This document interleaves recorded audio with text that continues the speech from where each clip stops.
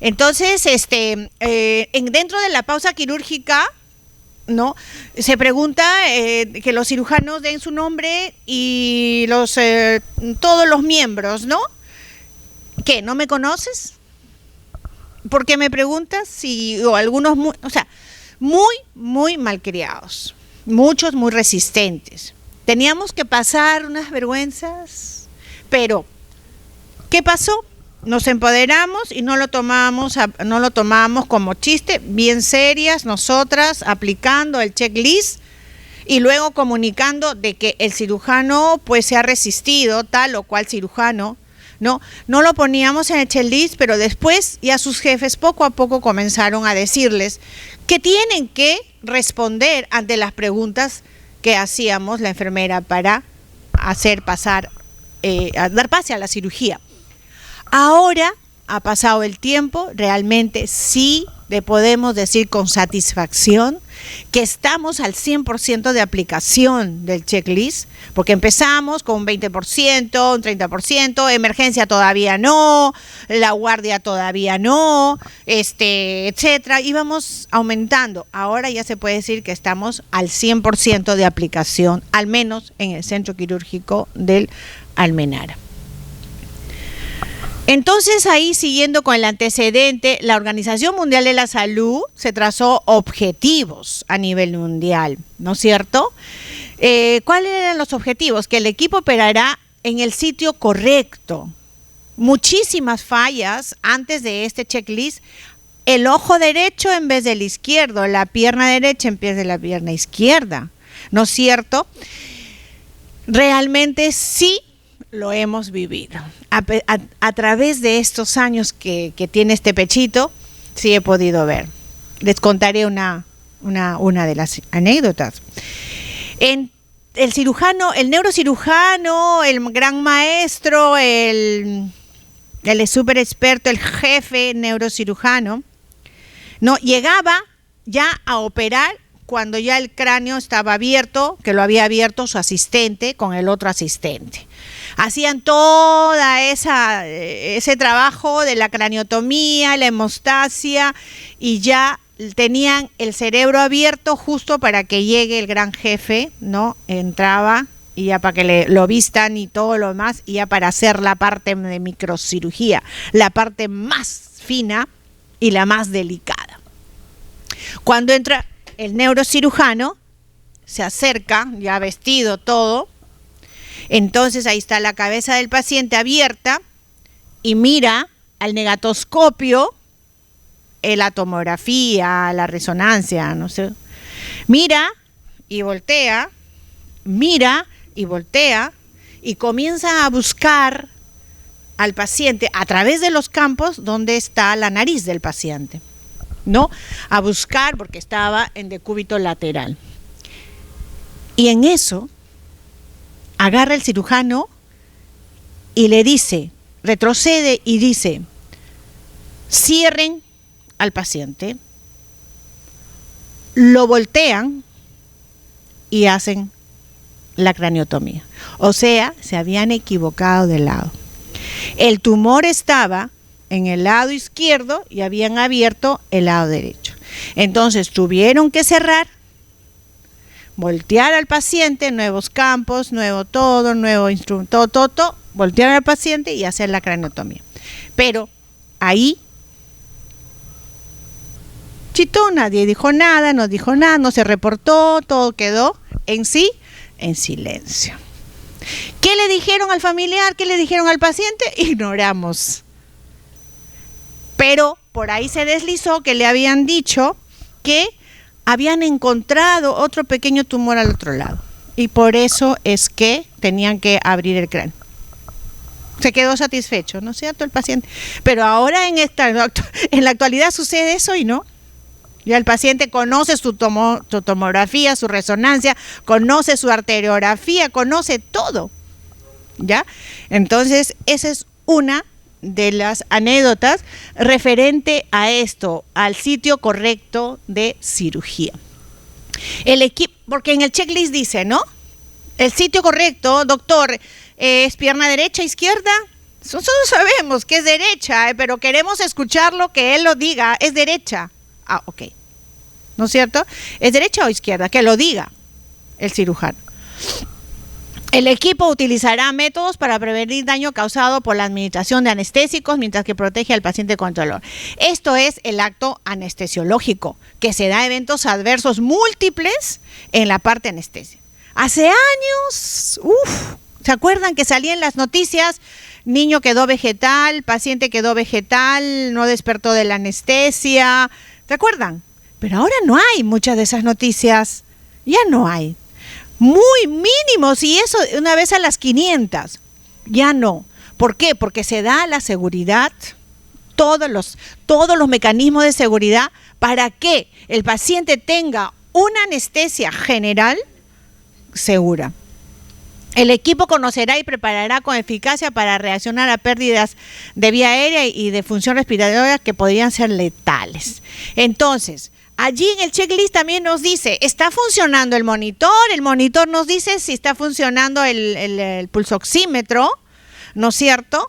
Entonces, eso es importante para que el paciente no se vaya a desconectar el tubo y como está tapado con los campos quirúrgicos, nadie se dio cuenta de que el paciente se le desprendió, ¿no?, la conexión al respirador.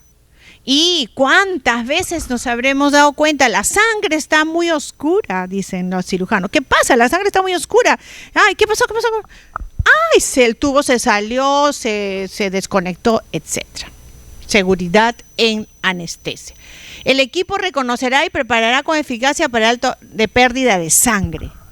Ahí también el checklist nos dice, tiene depósito de sangre, perderá sangre, mucha sangre, hay riesgo. ¿Qué escuchamos a veces de los cirujanos? No se necesita, ¿no? No se necesita, es el mínimo sangrado. Y cuando después estamos correteando, buscando sangre, etcétera, prestándonos de banco de sangre, etcétera. Si ustedes saben, como enfermeras de quirófano y tienen experiencia en lo que es cirugías de mínimo riesgo de sangrado, mediano riesgo y alto riesgo de sangramiento, entonces ustedes no pueden dar pase a la cirugía si es que no están seguras de que ya el depósito de sangre y los paquetes globulares o los componentes sanguíneos están listos en banco de sangre. Y tienen que poner en aviso al anestesiólogo para que hagan cuerpo, o sea, se unan al anestesiólogo y en conjunto poder hacer el reclamo a los cirujanos y en conjunto de repente suspender la cirugía. Porque no podemos arriesgarnos, ¿ok? No nos podemos arriesgar a que el paciente se vaya a morir por falta de depósito de sangre. El equipo evitará inducir una reacción alérgica o una reacción negativa de drogas en casos en los cuales se sabe que el paciente está bajo alto riesgo de eventos adversos. ¿El paciente es alérgico a algo? Antes nadie le preguntaba, pero en la hoja de checklist sí, obligados. Y muchas veces en la historia clínica no consta que es alérgico, pues, a la penicilina, que es alérgico al metamizol, que es alérgico al yodo. No consta porque le han hecho una mala historia. Ustedes saben cómo hacen las historias en piso. Ahora con las computadoras, copy-paste. Y de un paciente que le han hecho el día anterior la historia, le modifican algunas cositas los internos, los residentes, y le ponen diagnósticos y cosas raras al otro paciente o omiten lo que el paciente realmente tiene.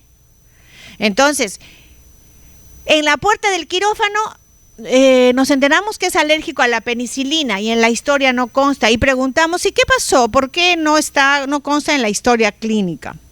Es que no me preguntaron. Y no, es que no le tienen confianza o le hicieron muy rápido. Qué importante es, colegas, qué importante es cada punto.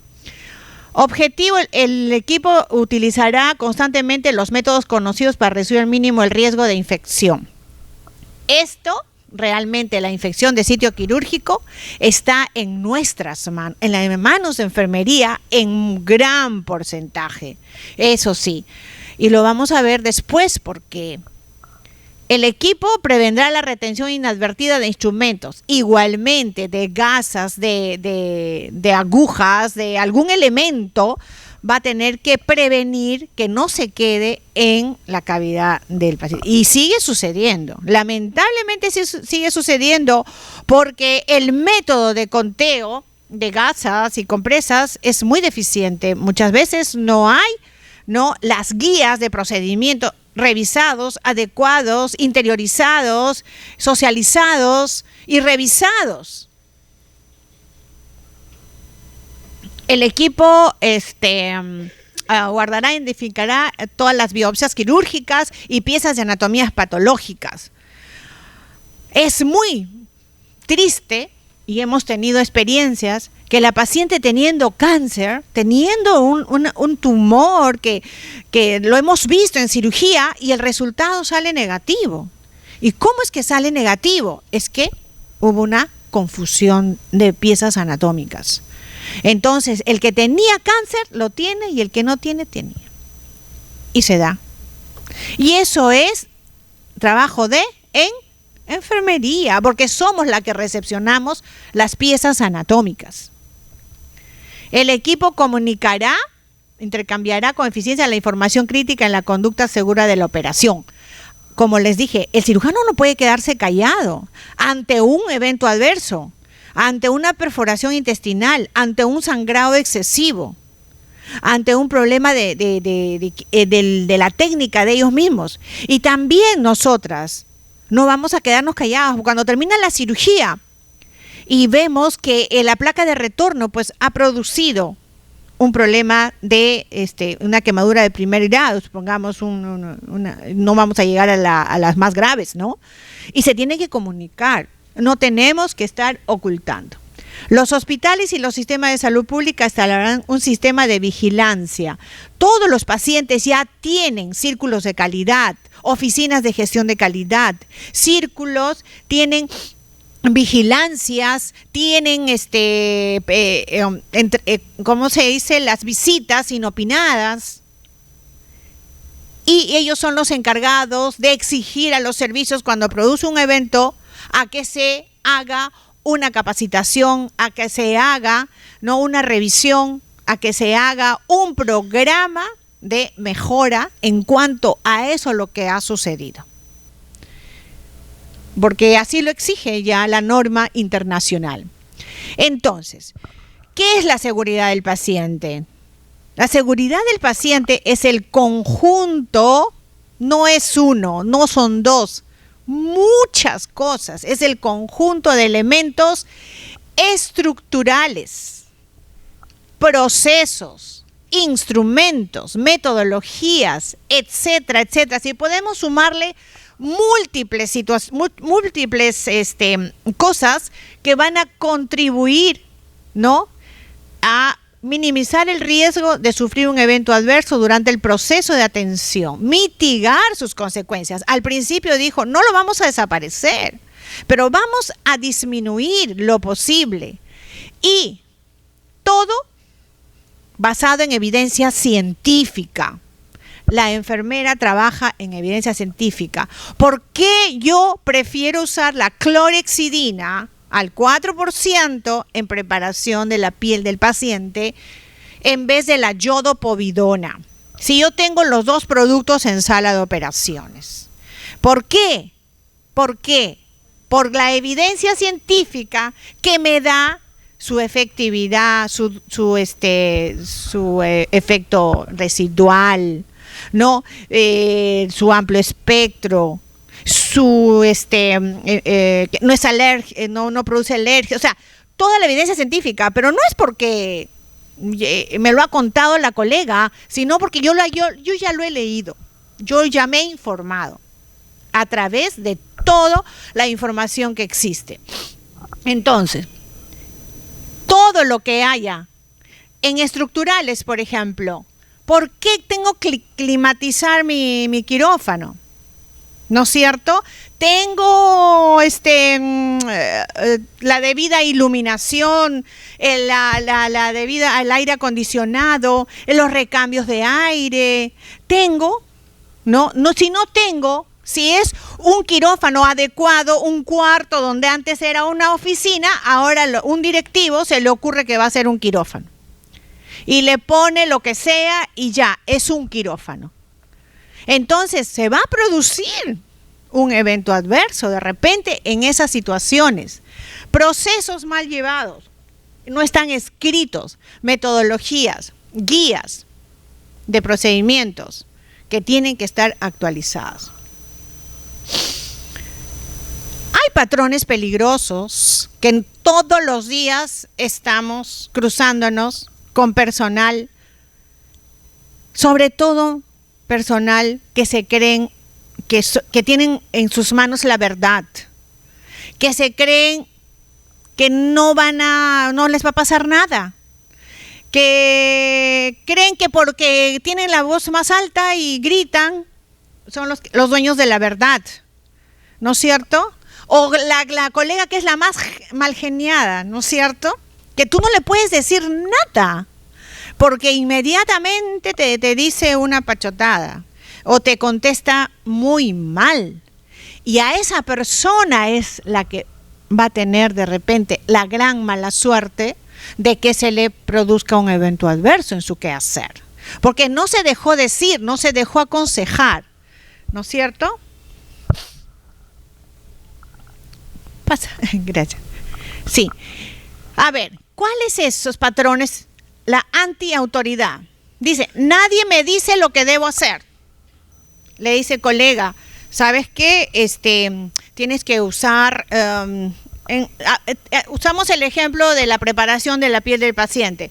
Pues tienes que hacer dos o tres veces, hacer la misma rotación, el mismo frotado, con diferente gasa del centro hacia afuera, desde donde va a ser la incisión hacia afuera. Y si tú estás viendo que la colega hace un procedimiento pésimo, mezcla lo sucio con lo contaminado, el ombligo lava primero y después lo mezcla, ¿no? O sea, tú te vas a acercar y le quieres decir, mira, o posteriormente, ¿no? En una parte, sabes que la técnica que estás utilizando para hacer la preparación de la piel del paciente no es la correcta, porque existe una técnica, te la puedo mostrar. ¿Y qué te responde? Nadie me dice lo que debo hacer, déjame ya, me estás haciendo perder el tiempo, tengo muchas cosas que hacer. Ocúpate en lo que tú tienes que hacer. O si la más experta lo dice, o la jefa la llama y le dice, entonces contestan así. Impulsividad. Haga algo, cualquier cosa, ¿no? Entonces, tú estás y el cirujano ya quiere irse a su casa y nos estamos demorando porque estamos preparando bien al paciente, lo estamos protegiendo, lo estamos cuidando, va a ser haga algo, rápido, pero haga, porque está usted atrasada.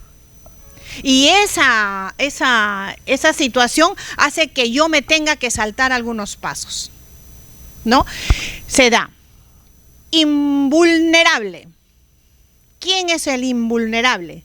El que dice, esto a mí no me detiene, soy capaz de hacerlo todo. ¿Cuántas veces hemos visto que el cirujano laparoscopista no puede sacar la vesícula, está difícil, está esto, el otro, y sugerimos, ¿no? Doctor, de repente quiere convertir, le traigo una caja de instrumental porque está un poco difícil. No, esto a mí no me detiene, la vesícula no me va a ganar, ¿no? Entonces, ¿qué pasó? Hasta puede haber una iatrogenia, comienza a sangrar, la vesícula se rompe, ya, se derrama la bilis y con probabilidad de que el paciente haga peritonitis, ¿no es cierto? Y resignado. ¿Y esto para qué? ¿No? Como decían algunos, les contaba cuando llegó la aplicación del checklist. Mira que este es un instrumento muy valioso, el checklist hay que aplicar. ¿Para qué es esto? Más papeles, tonterías, pérdida de tiempo. ¿Cuánto hemos escuchado eso nosotros? ¿Para qué? esto no sirve para nada, es una tontería. Pero a través del tiempo hemos visto que no es así. Bueno, con otro concepto importante, ¿qué es un incidente, un error? Incidente, múltiples incidentes que hemos podido salir adelante, hemos podido corregir, hemos podido dar la curva inmediata. Es como decir que yo estoy manejando y me casi choco, entonces hice una maniobra y pude esquivar el choque. Es así el incidente. No se produjo el choque. El choque en el carro se llamaría ya evento adverso. Y si en el choque hay un muerto, hay un pasajero que va a quedar paralítico, lo que sea, va a perder un miembro, eso ya se llama evento centinela. Más o menos así la comparación. Entonces, ¿qué es el incidente error? Es un potencial riesgo, ¿no?, que pudo haber llevado a la muerte o al deterioro serio de la salud del paciente, pero que por causa del azar o la intervención de un profesional de la salud, otra persona, o una barrera de seguridad, no generó un desenlace adverso. Como decir allí, me iba a chocar, pero gracias al profesionalismo del chofer o la experticia del taxista, evitamos el choque. Es decir, si el paciente es alérgico a la penicilina y yo al evaluar al paciente me entero que es alérgico a la penicilina, entonces en el momento del checklist ya le iban a poner como antibiótico profilaxia una penicilina. Y yo digo, un momentito, el paciente es alérgico. ¿Cómo? ¿Sí? No sabíamos. Ah, sí. Y evitamos eso. Ha habido un incidente, el incidente ha sido la intención de ponerle esa penicilina, pero gracias a alguien se evitó que fuera un evento adverso, que podía haber llevado a la fatalidad al paciente, a la muerte del paciente. Entonces, que queden incidentes, que queden en error, pero todos que queden allí sin haber causado, ya. Pero de ahí aprendemos, de esos incidentes, de esos errores aprendemos, ¿no? De repente ha sido otra persona o una barrera de seguridad. ¿Qué pasó? Me pasó ya hace un par de meses, que se habían agotado en el servicio la clorhexidina. Se había agotado. Entonces, ¿qué tenía para usar? Yodopovidona o alcohol, porque a veces ha habido escasez extrema de las soluciones antisépticas, que no hay clorhexidina, no hay yodopovidona, ¿y qué me queda? El alcohol, ¿no es cierto? Entonces tenía yo yodopovidona, no hay clorhexidina, entonces le voy a preparar la piel del paciente con yodopovidona. Cuando en eso estoy empezando, la piel del paciente roja, encendido. ¿Qué? Inmediatamente, pues, a echarle mucho líquido, a lavarlo, a quitarle todo el yodo. En la historia no decía nada que era alérgica al yodo. Miren, de los tantos años que yo digo, pero tantos años llevo trabajando acá, en un segundo, en un momento, en un paciente que ni me he imaginado, alérgica a la penicilina, a la yodopovidona. Era tan alérgica que hizo un rash increíble y que tuvimos que ponerle cortisona, ¿no? La hidrocortisona y todos los corticoides habidos y por haber. O sea, imagínense, colegas. Felizmente hubo esa barrera. Ahí me dice una barrera de seguridad. ¿Cuál fue la barrera? El rash. El rash que hizo la paciente fue una barrera que me avisó inmediatamente, porque podía haber en ese momento hacer un shock anafiláctico la paciente. Errores activos y fallos del sistema. Errores activos. ¿Qué son los errores activos? Ocurren en el punto de contacto con el paciente. Allí se producen en las fallas de atención, despistes, distracciones, lapsus, errores de valoración, incumplimiento de normas establecidas, ¿no? Esos son los errores activos y que se cometen con el mismo paciente en ese momento, como el ejemplo que les he dado. Factores contribuyentes son la falta de entrenamiento de ese personal, formación, la fatiga, el cansancio, la sobrecarga de trabajo, el estrés, son condicionantes que pueden contribuir a que se produzca algún problema. Muchas colegas que ahorita han entrado a trabajar en el centro quirúrgico La Almenara por terceros, que comentó la colega, la enfermera jefa de ese servicio quirúrgico de hospitalización, ellas entran, pero no es seguro porque no tienen ningún contrato con la institución. Son por terceros y facturan como si fuera que la institución está comprando una casa, un mobiliario, ¿no? Entonces, das el producto, o sea, entregas la gasa y luego abastecimientos te pagan. Igual, ellas entregan el informe de lo que han hecho, de sus actividades del mes y luego les pagan. Pero no tienen contrato con abastecimientos, con logística, pero no tienen contrato con el área de gestión de las personas, con la oficina de administración de personal. No tiene. Entonces estas colegas trabajan en otros lugares, no han dejado sus otros lugares porque no están seguras en donde están con ese tipo de trabajo. Porque hasta diciembre pueden de repente trabajar y en enero les dices, ya no quiero esa gasa. Chao. Entonces tienen que irse a su otro lugar para no dejar de trabajar. ¿Cómo está ese personal? Cansado, fatigado, con sobrecarga, viene de hacer una guardia, viene a trabajar al hospital, de allí se trabaja en la mañana, sale corriendo, se va al otro lado, el tráfico, se alimenta mal, come en el taxi. ¿De verdad? Una colega me decía, y le digo, ¿en qué momento almuerzas? En el taxi. Con su tupper, corriendo a otro lado. ¿Creen que esa colega no va a tener este problema de errores? En algún momento, ojalá que no. Condiciones latentes y fallos del sistema. Latentes, circunstancias y fallos que dependen de la cultura de la organización, diseños de actividades, procesos, funcionamiento de dispositivos. Como les contaba, una grapadora mecánica, no sabemos, son los americanos, ahora están entrando productos chinos, ¿cómo funcionará ese dispositivo? Pero entonces, como no sé, es un condicionante latente, ahí está, puede suceder, porque son productos, ¿qué dicen? ¿Lo barato sale caro, ¿no es cierto? Acá viene, pues, el evento adverso, que es el tema más importante en esto. Es un hecho inesperado, no relacionado, eso es importante, con la historia natural de la enfermedad. No relacionado. El paciente se quemó porque es obeso.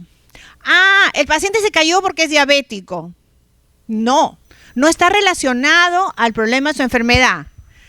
El paciente hizo un shock anafiláctico por el medicamento porque su vesícula estaba inflamadísima, estaba con la colecistitis crónica, entonces por eso. No tiene nada que ver con la enfermedad ese evento adverso o con el problema clínico. Es la consecuencia del proceso de atención sanitaria. Los eventos adversos pueden ocurrir debido, ya hemos dicho, a la conjunción de múltiples situaciones, fenómenos, por fallas en la estructura, fallas en la organización, fallas en la gestión, en las indicaciones, en la normativa, fallas en los productos, falla propia de la persona. Antiguamente decían, ha sido falla de la señorita, que la voten, que la sancionen, que le hagan trizas, que se vaya a la cárcel. No, ahora no. Ahora se tiene que ver,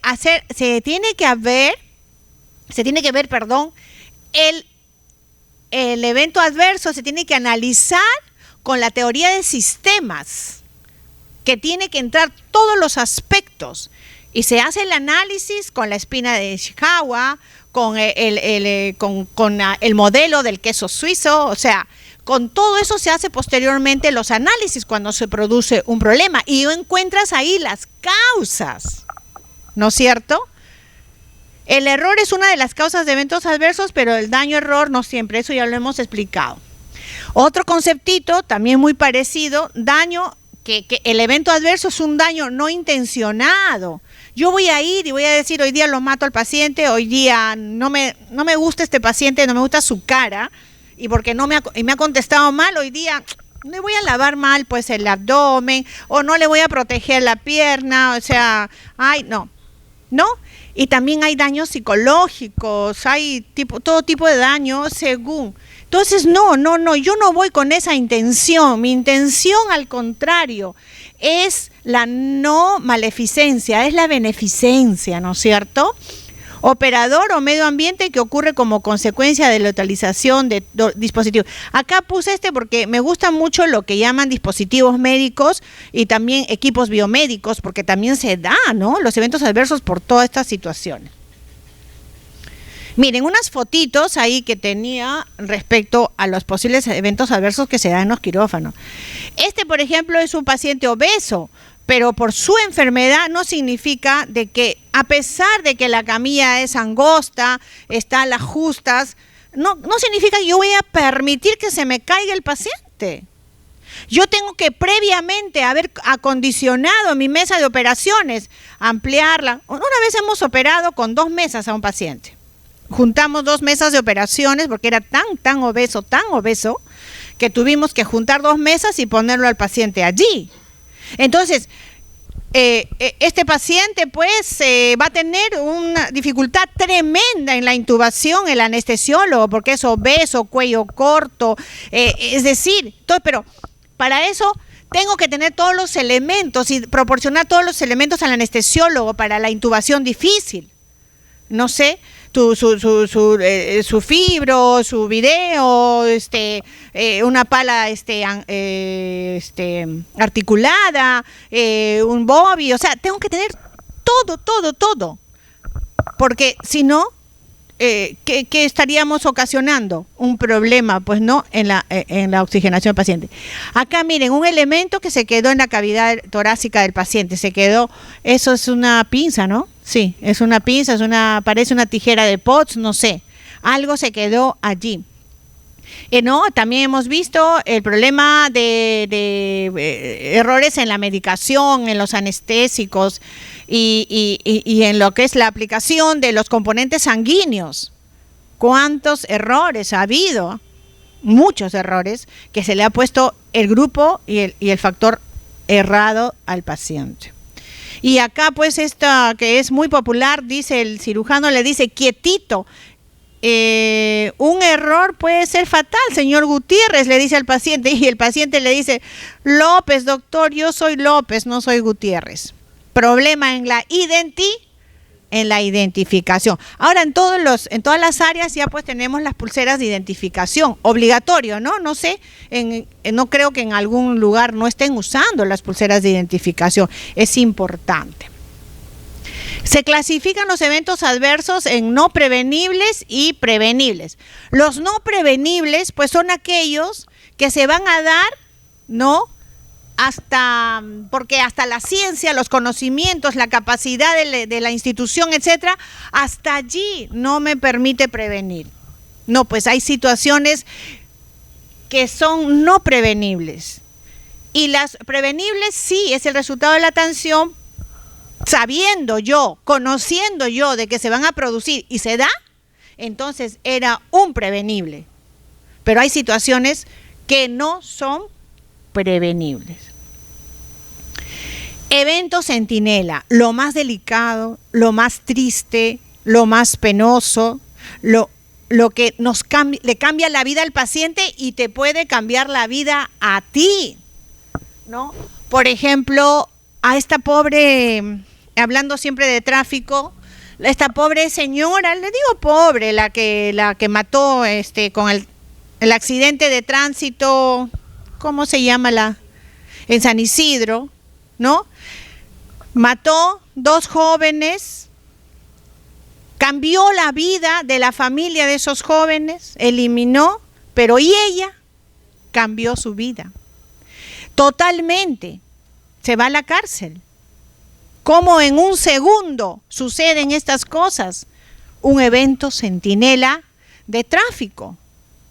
Entonces, en nuestro centro quirúrgico también hay estas situaciones que nos podemos ver de un momento a otro frente a un juzgado, frente a un juez, frente a la familia que está llorando la pérdida de su hijo, de su esposo, de su madre.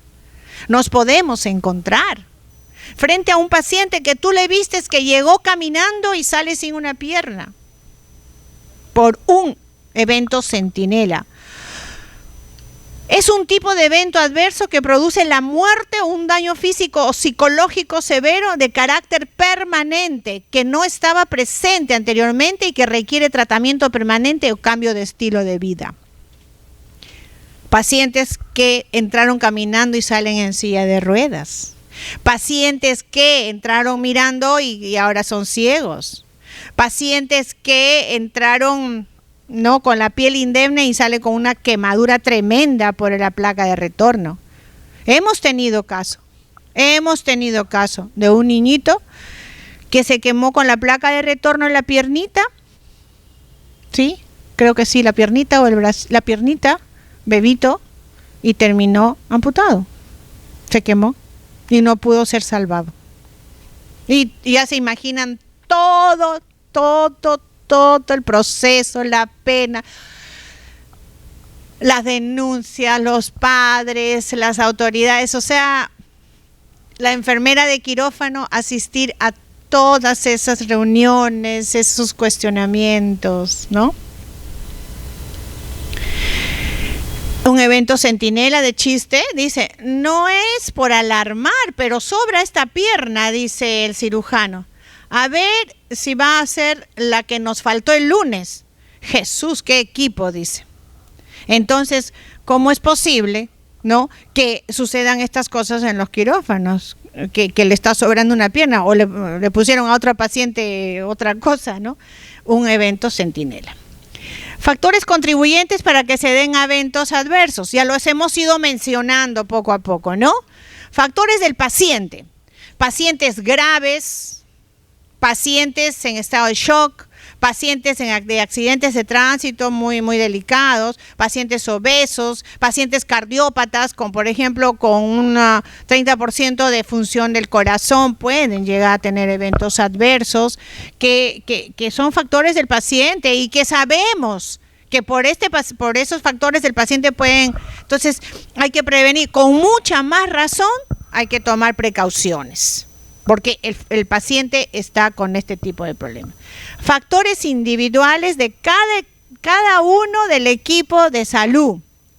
Ya hemos ido mencionando capacitación, conocimiento, formación,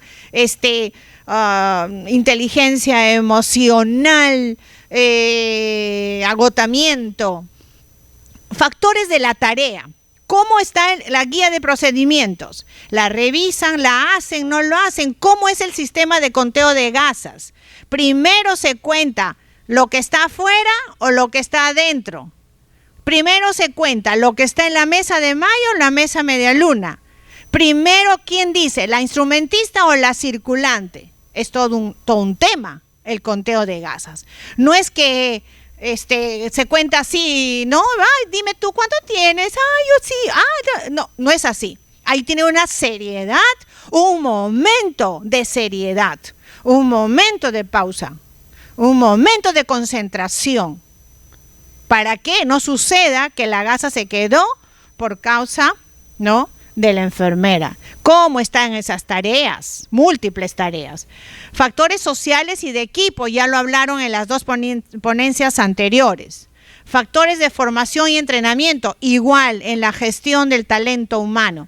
Factores de equipamiento y recursos, ahí pocas podemos hacer las enfermeras, pero sí nos llaman para los comités de compras, de evaluación de producto, de poder calificar tal o cual instrumento, dispositivo. Ahí estamos, podemos en algún momento. En Chile, por ejemplo, los hospitales se construyen Pero dentro del equipo desde la arquitectura está una enfermera. Una enfermera está desde el momento que se hacen los planos, desde el momento que se construye, ahí está asignada una enfermera.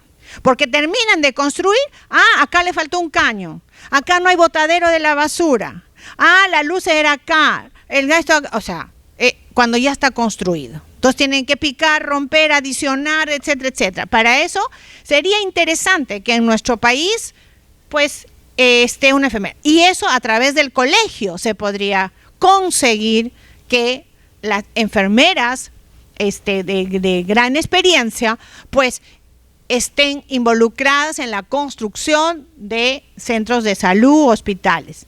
Condiciones de trabajo, también ya lo han hablado. Factores organizativos, ahí están todos los gestores y otros factores causantes. Entonces, como ustedes ven, un evento adverso no se da solo porque yo no sé contar las gasas. Una infección de herida operatoria no se da solo porque no supe hacer la técnica. No, será porque no me han comprado el producto adecuado. No hay esto, no hay el otro.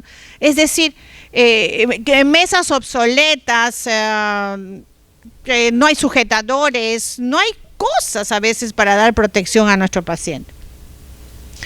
En relación a la propia cirugía ya lo hemos ido mencionando, ¿no? Por ejemplo, en cirugía laparoscópica puede haber eventos adversos con la utilización del neumoperitoneo y hemos visto múltiples, enfisema subcutáneo, el paciente tiene una hipercania, o sea, hace una acidosis metabólica que ha captado mucho CO2, la cirugía es larga y el anestesiólogo en ese momento tiene que decir convierte porque el paciente se me está subiendo el CO2, ¿no? Y para eso tiene que tener un control de AGA, que no lo hacen en algunos lugares, en el intraoperatorio, ¿no? Lesión de órganos sólidos y huecos puede ser en cirugía abierta o laparoscópica. En cirugía laparoscópica hemos visto que han metido el trocar y han punzado el hígado o se han ido hasta la aorta también. Ha habido muertes porque han llegado a perforar la aorta, ¿no? ¿Dónde se fue? Lesión vascular, como les decía, trombosis vascular, acá estamos nosotras involucradas. Se tiene que usar en las cirugías, pues, mecanismos que favorezcan el retorno venoso de miembros inferiores. Si no tenemos medias antiembólicas, antitrombóticas en cirugías largas o cirugía de obesidad, por ejemplo, entonces hay que usar las medias elásticas del paciente hasta la mitad del muslo, pero eso en la preparación preoperatoria sí lo saben, pero cuando viene un paciente de emergencia de un sitio clínico, ni tienen idea, hasta nos mandan con las dentaduras del paciente, ¿no? Entonces la trombosis es importante, prevenir la embolia, la hipotermia está en nuestras manos. Hay que usar pues la climatización adecuada, mantas térmicas que están ya en casi todas las áreas quirúrgicas de gran complejidad y calentadores de fluidos, ¿no? De sangre, etcétera. No hay que mandar al paciente pues congelado a recuperación porque su recuperación va a ser tórpida.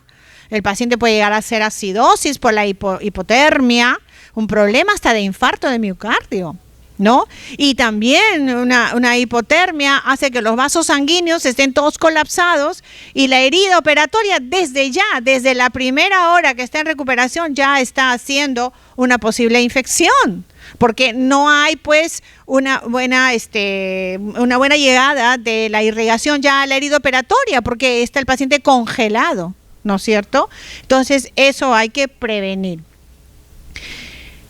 Este cuadrito les hice porque quería decirles que miren, todas las cositas, estos son unos cuantos ejemplos de todos los procesos que hacemos, todas las situaciones que en día a día en nuestros turnos aplicamos. Por ejemplo, la aplicación del checklist, pero están sustentados en ciencia, en una buena práctica, en arte y compromiso.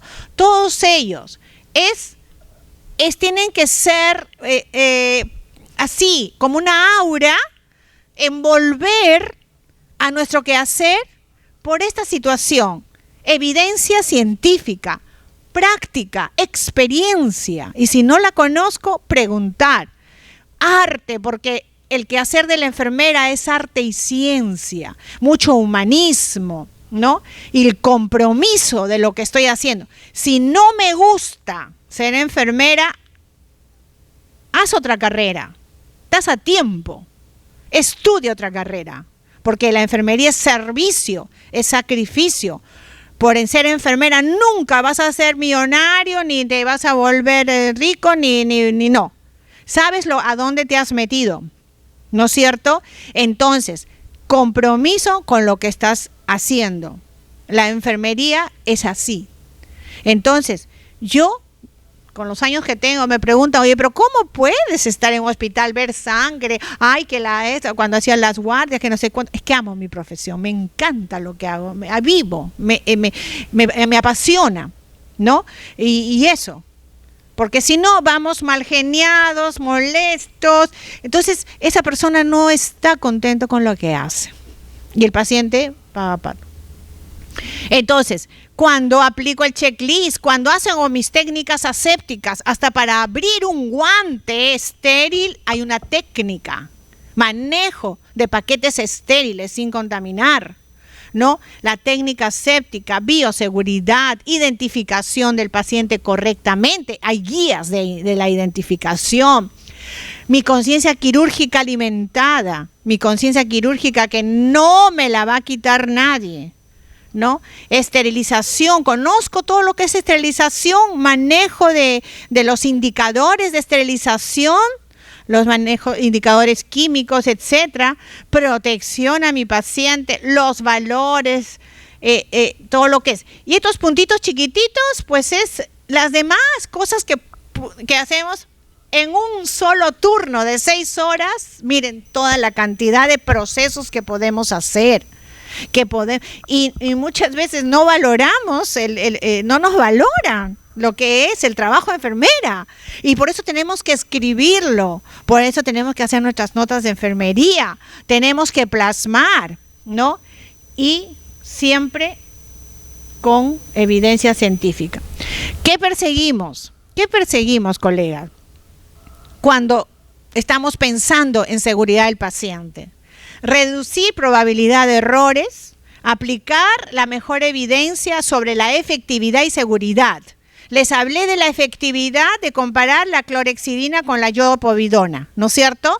Entonces ahí estoy aplicando lo mejor para mi paciente. Aumentar las barreras del sistema que me permitan a mí bloquear. Si a mí, como enfermera nueva, me dicen algo que no lo sé, es una barrera. Yo tengo que decir un momento, no tengo esa práctica. No lo sé, no lo puedo, tengo que ser sincera. Entonces es una barrera. O decir, buscar, ¿no? Algo que vaya a prevenir. Mejorar la capacidad de detección de posibles errores, mitigar el impacto cuando ocurre, mitigar el impacto. Mitigamos el impacto cuando es un incidente, un error, pero cuando es un evento adverso, difícil de tapar el sol con un dedo. ¿Qué estrategias para brindar atención quirúrgica tenemos? La estrategia, pues, es aplicar una identificación correcta al paciente bajo normativa, ¿no? En la normativa, en la guía de procedimientos te dice, en la identificación del paciente, lo primero que debes hacer, ¿qué es? Lo segundo, tercero, cuarto, quinto, ¿no? Está escrito, colegas, ¿no? No es que primero llego al paciente y agarro la historia y comienzo a ver si es hipertenso, si antecedentes. Después de un rato volteo y le digo, ay, señor, disculpe, ¿cómo se llamaba usted? Pero ya me he leído la historia. Y el señor me dice, José Pérez. Y yo estaba leyendo la historia de González. ¡Ah! Me salté, varios pasos. No hice el 1, el 2, el 3. El primero es saludar al paciente, preguntarle su nombre. Si está con Glasgow 15, por supuesto. Pero, o si no, el paciente busco primero la pulsera antes de preguntarle su nombre. De repente el paciente no está con Glasgow 15 y no tiene, está desorientado. Y en la pulsera dice María González, María dice la pulsera. Y la paciente me dijo que se llamaba la Reina Sofía, ¿no? Entonces, miren, qué importante es el paso 1, 2, 3, 4 de la identificación del paciente, según normativa que tiene que haber en todos los hospitales. Hay algunas imágenes de la correcta identificación, ¿no? De lo que es mi hospital. La lista de verificación tiene dos propósitos: garantizar la homogeneidad de la seguridad del paciente, introducir una cultura que valore este objetivo. Estamos en camino. La homogeneidad, que no solamente sea homogénea la aplicación en el hospital Almenara Centro Quirúrgico, sino que sea en el 2 de Mayo, en el Loaiza, en el Policlínico, o sea, que sea a nivel nacional la homogeneidad. Ahí está el empoderamiento de la enfermera de quirófano. Ahí está el profesionalismo, pues, que debemos de demostrar. Introducir una cultura que poco a poco. La cultura, toda cultura no es de un día para otro, saben, colegas, ¿no es cierto? ¿Cómo se llega a una cultura? ¿No? La cultura, ya por decir la cultura, no sé, inca. ¿Cómo se llegó la cultura? Bueno, es un ejemplito un poquito difícil, pero es primero hacer unas cosas, siempre la misma cosa, ¿no? La misma cosa. Ya, mejor les comparo con la cultura de una buena higiene en el hogar, digamos. Esta familia tiene una buena cultura de higiene. ¿Por qué? Porque desde chiquito le enseñó al hijito a lavarse las manos. Y el hijito repite, lavarse bien las manos o cepillarse bien los dientes, ¿no es cierto? Varias veces. Esas acciones te conduce con el tiempo a un hábito. Entonces tiene buenos hábitos de higiene. Y después de los hábitos, ¿no? Llega recién con el tiempo la cultura. Entonces podemos decir, hay una cultura de buena higiene, una cultura de seguridad. Estamos en camino, estamos haciendo pasos correctos, repetitivos de una buena cultura de seguridad. Esta es una lista de verificación de cirugía segura de mi hospital, está con el logo. Cada hospital le ha puesto su logotipo. Esta es la que nos ha dado la Organización Panamericana de la Salud, la ONU, también la Organización Mundial de la Salud, pero no todos pueden cambiar, no se puede cambiar la esencia, lo que está pautado, lo que está dictado, porque es una norma, entonces, internacional, y ahí pues hay la primera parte, antes de la anestesia, la primera parte, antes del corte para la cirugía, antes de la cirugía y antes de que el paciente se vaya a recuperación. Entonces, no puede ser que ya están cortando al paciente, están ya haciendo la incisión. ¡Ay! No he hecho, ¿verdad? La primera parte, ¿no? O el paciente ya está en recuperación y no ha hecho ni la segunda ni la primera, ¿no es cierto? Entonces, esto tiene que ser, apenas estamos identificando al paciente, ya también tiene que ser rellenado con el nombre. Y acá qué lindo encontrar que sea la enfermera circulante, pues la que comanda, porque acá en los inicios, no sé si también ustedes ven en algunos inicios a nivel mundial, decía personal de salud o decía otra persona, tenía otro nombre, pero después eso lo cambiamos, tiene que ser la enfermera. Otra estrategia es, bueno, ya hemos dicho, para tener una prevención de eventos adversos y seguridad, aplicar al 100% el checklist, esa es una estrategia, ¿no? Que ya lo hemos estado mencionando muchísimo. Miren todos, ninguno de los miembros está mirando el abdomen del paciente. Ninguno.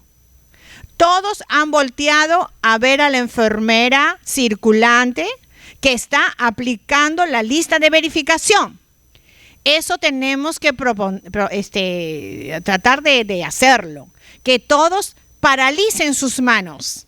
No es que ya están haciendo la incisión y doctor, un momentito, me estoy olvidando de hacer la pausa. Ya estoy adentro, a la hora que estás haciendo, algo así te contestan, ¿no?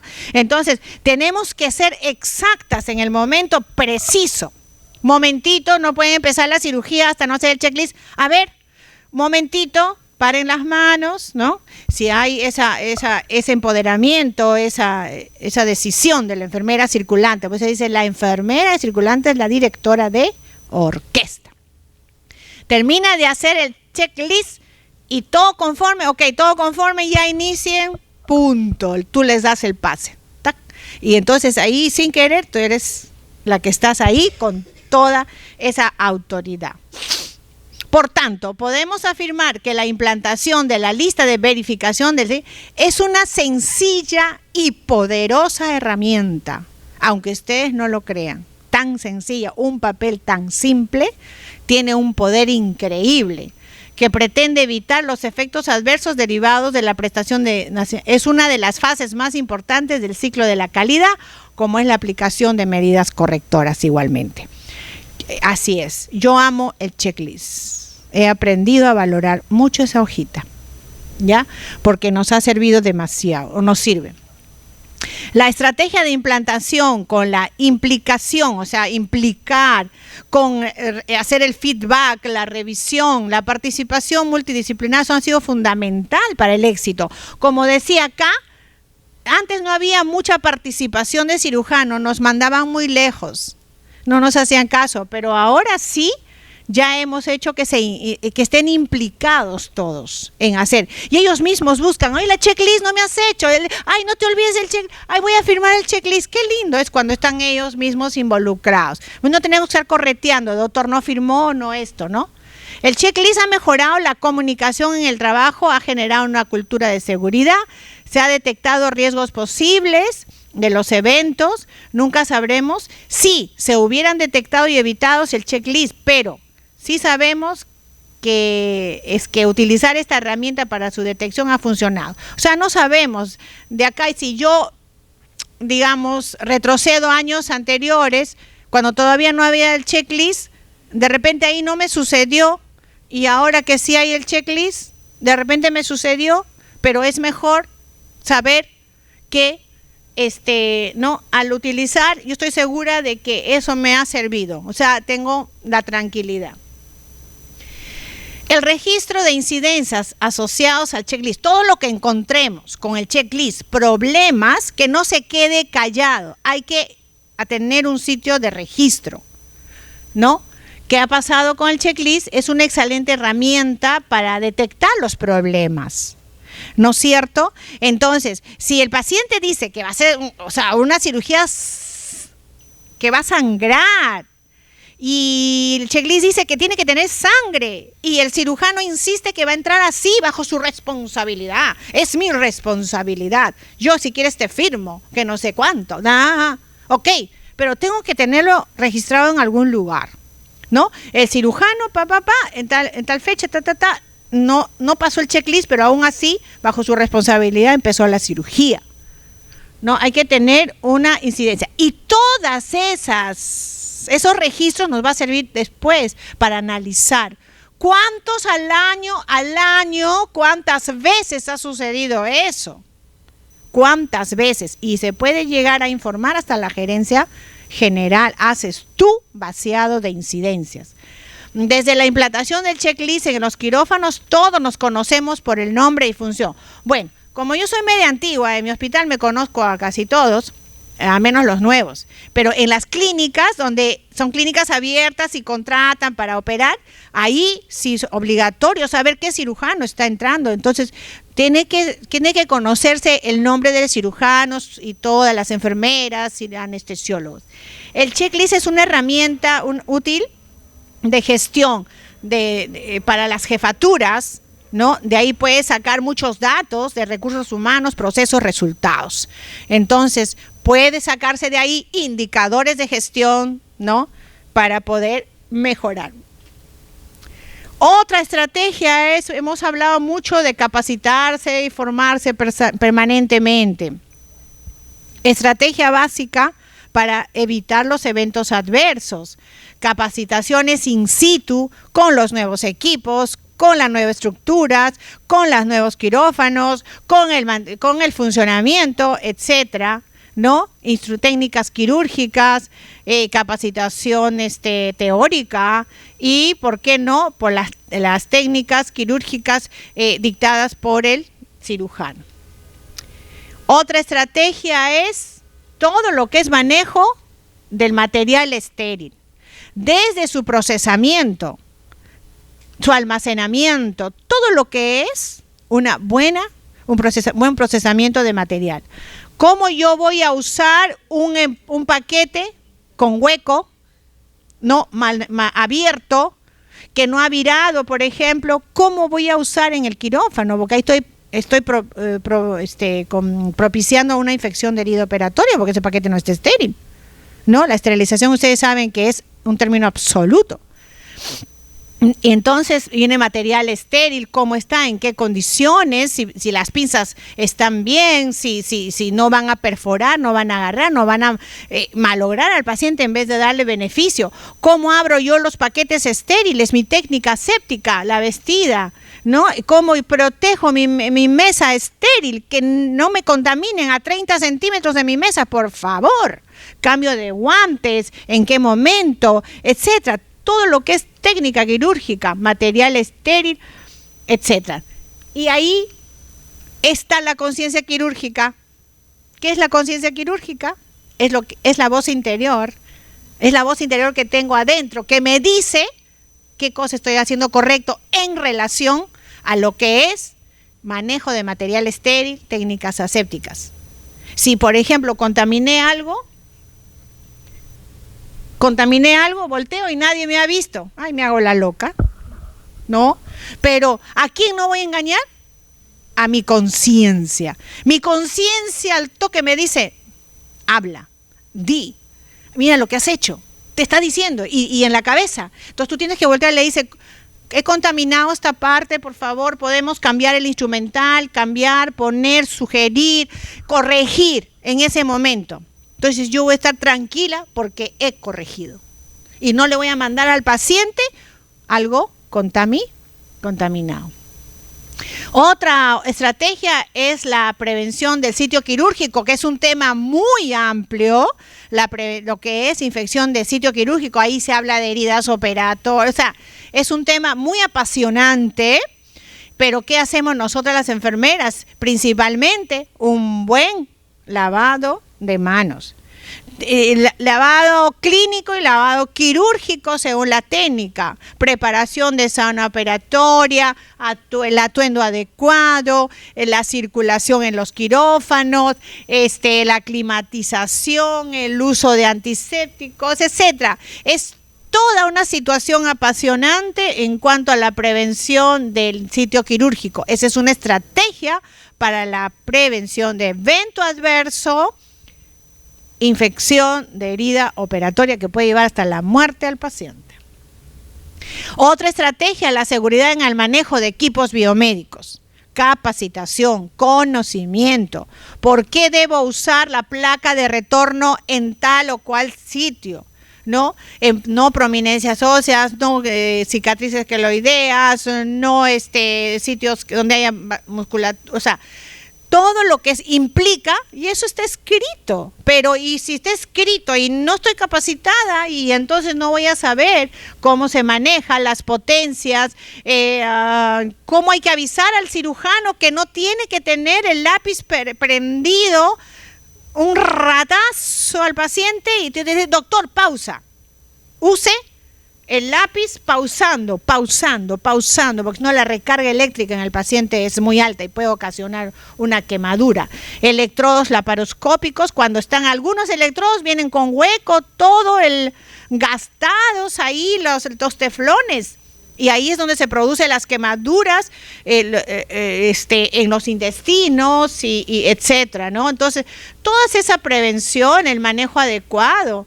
Miren la cantidad de equipos biomédicos que rodea al paciente. Es una aura electromagnética que rodea al paciente y en cualquier momento hasta puede haber una se le puede electrocutar, quemar, etcétera, ¿no? Otra estrategia, seguridad en el uso de exposiciones forzadas al paciente. Hay algunas cirugías que necesitan lateralizar al paciente, ponerle en posiciones bastante, y cirugías largas donde puede terminar con los talones totalmente con manchas de presión, ¿no? Cómo se hace en la protección es un tema también súper apasionante y largo, lo que es posiciones del paciente. Acá miren, por ejemplo, para propender la ventilación, la expansión del tórax, un rollo, acá la orejita, cómo la estamos protegiendo con un picarón que le llaman, con un rodetito, ¿no es cierto? Y una cirugía largas que son algunas. Acá estamos usando fundas neumáticas para prevenir la trombosis.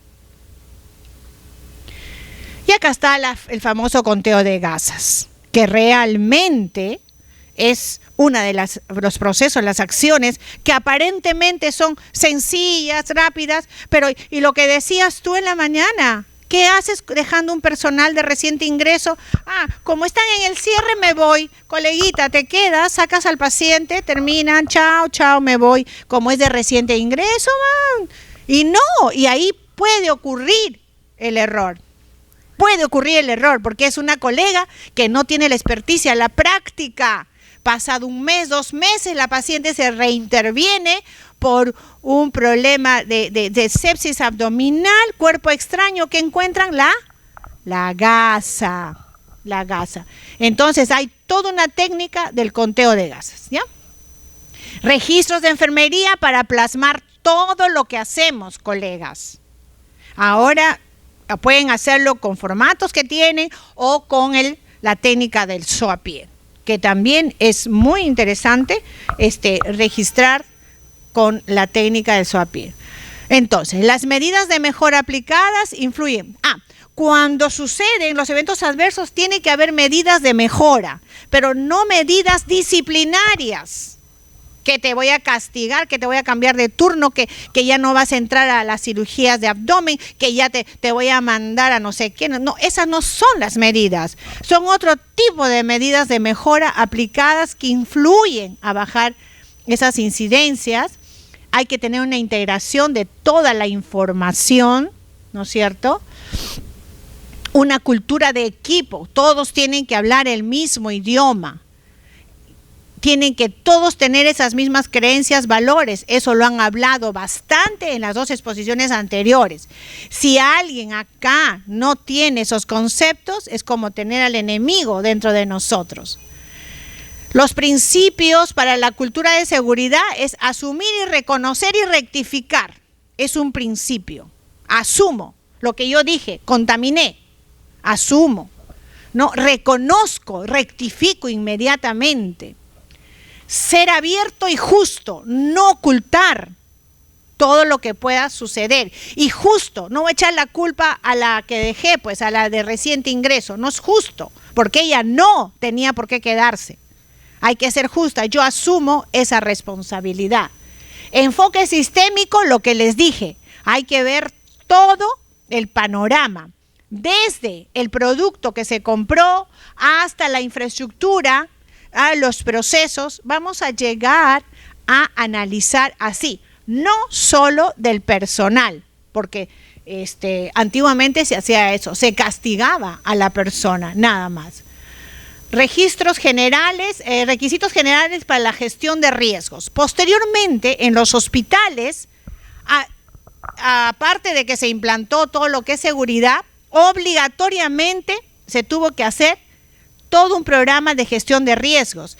Hay oficinas de calidad, oficinas de gestión de riesgos, oficina de seguridad, hay un jefe, hay secretarias, hay oficinas, hay toda una estructura para la gestión de riesgos. Están involucrados pues la alta dirección y delega de repente a alguien, tiene que haber liderazgo, planes de alcance, políticas, recursos, tiene que tener una oficina, asignación de recursos, funciones, etcétera. Documentación, manual, políticas y seguimiento y medición. Acá están las auditorías internas, acá vienen, ¿no?, las visitas inopinadas a los servicios.